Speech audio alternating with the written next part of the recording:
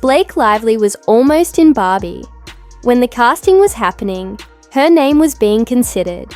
It wasn't random. She had worked with America Ferrera in the Sisterhood of the Traveling Pants, which made her a good choice. The filmmakers wanted to include actresses from well-known female-led movies to bring a nostalgic feel to Greta Gerwig's film. With her stylish image and bubbly personality, Blake seemed like a perfect fit. But things didn't work out. Insiders say she wasn't just looking for a small role. While actresses like Margot Robbie, Lipa, and Hari Nef saw the movie as a way to celebrate different kinds of women, Blake reportedly wanted more. Instead of being part of the group, she pushed for a bigger role, asking for more creative control and trying to make her character more important than it was originally written. And to say, okay, I believe in this, and that's why I'm standing up for it, and that's why I'm not being difficult. And then there are other moments to go like, am I the asshole in the room? Like, what is happening here? I would show up on a set. I knew that they just wanted me to show up and look cute and stand on a little pink sticker where I'm supposed to go and say what I'm supposed to say. But I also knew that like that wasn't fulfilling for me, that I wanted to be a part of the storytelling, that I wanted to be a part of the narrative, whether that be in the writing, in the costume design, in creating the character. And sometimes I had directors or producers or writers who would welcome that and invite that once they saw that I was able to offer that. And sometimes I would have people who really resented that because they were like, we just hired you to be an actor. Yet when I went in the meetings, I would just seem like I'm just there to be the actor and ready to get the gig. I wouldn't reveal that I actually need to have authorship in order to feel fulfilled. So I think that for them, sometimes that might have felt like a rug pull because you're like, you're trying to assert yourself into something that we didn't hire you to do. And so it was a really strange position to be in because I felt like I don't want to just like be an actor. Like I want to have more authorship. It wasn't enough for Blake to just be part of the Barbie world. She wanted to stand out. The problem? Margot Robbie wasn't on board.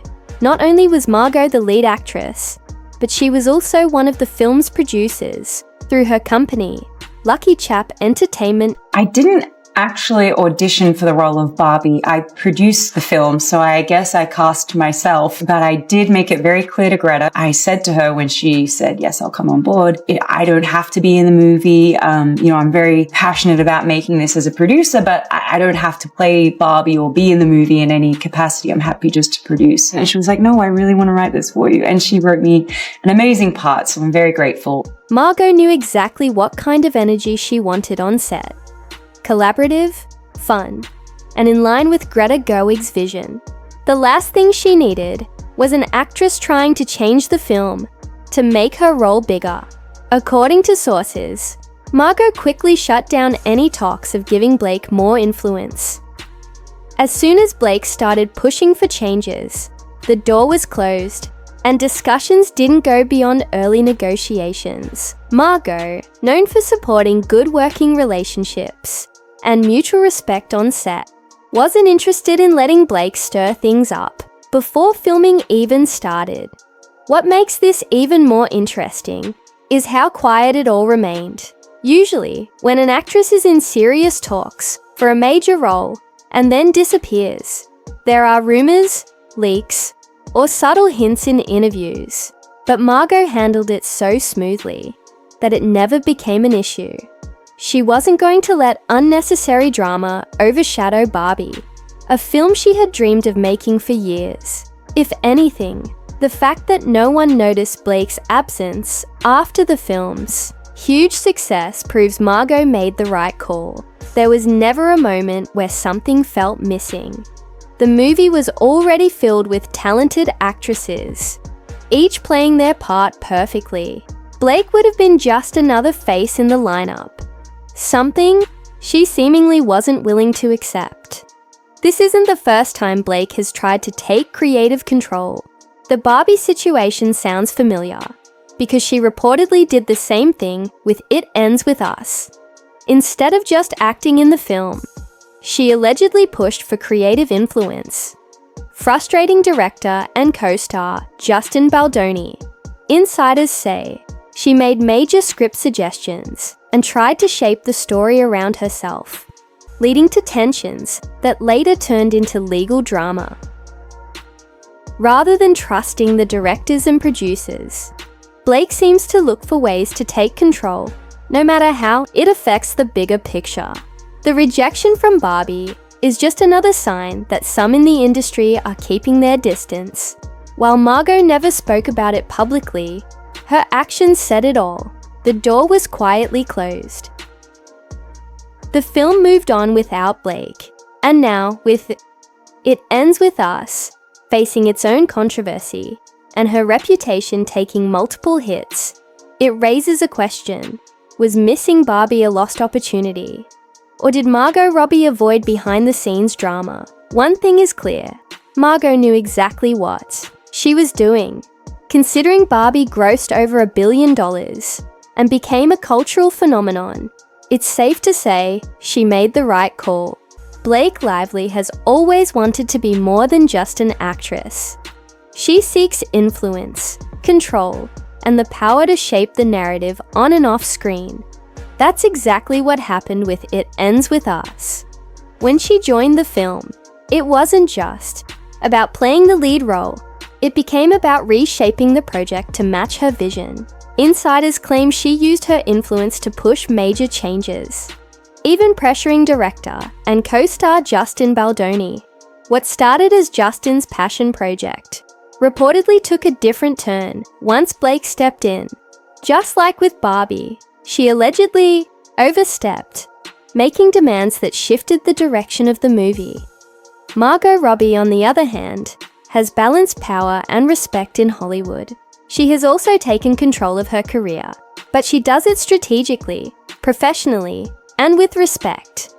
Through Lucky Chap Entertainment, she has produced Oscar-winning films and blockbuster hits while maintaining strong industry relationships.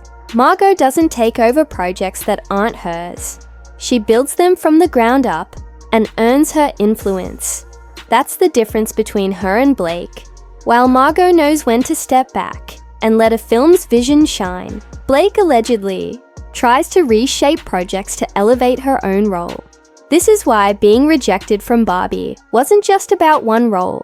It was a message from the industry that her approach wouldn't work with everyone. The fallout from her power moves is becoming more obvious. Margot isn't the only one keeping her at a distance.